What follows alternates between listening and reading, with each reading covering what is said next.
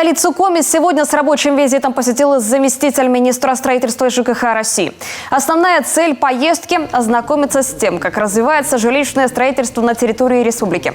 Никите Стасишину представили ряд проектов комплексного освоения территорий, а затем показали, как проходит реализация национального проекта «Жилье и городская среда» по строительству дорог, а также расселению аварийного жилья.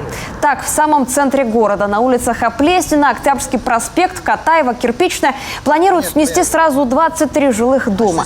Вместо них на площади почти 8 гектар появится современный 25-этажный комплекс. А в столичном микрорайоне Чувюк на живописном левом берегу Вычегды разместится будущий медико-социальный кластер Югод-Чой. На территории площадью 45 гектаров будут построены не только объекты здравоохранения, но и жилые дома с медицинскими квартирами, национальный театр, торгово-развлекательная зона, пешеходная набережная, гостиничный комплекс, а еще ряд важных инфраструктурных объектов.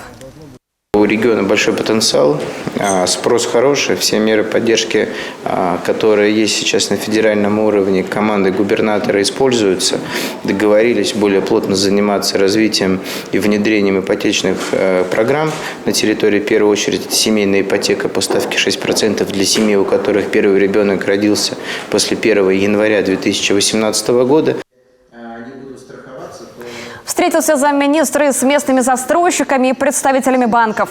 На совещании обсуждался вопросы дальнейшей застройки города, а также так называемое инфраструктурное меню в части инфраструктурных бюджетных кредитов для того, чтобы можно было опережающими темпами обеспечивать будущие площадки комплексного освоения территорий инженерной, транспортной и социальной инфраструктурой.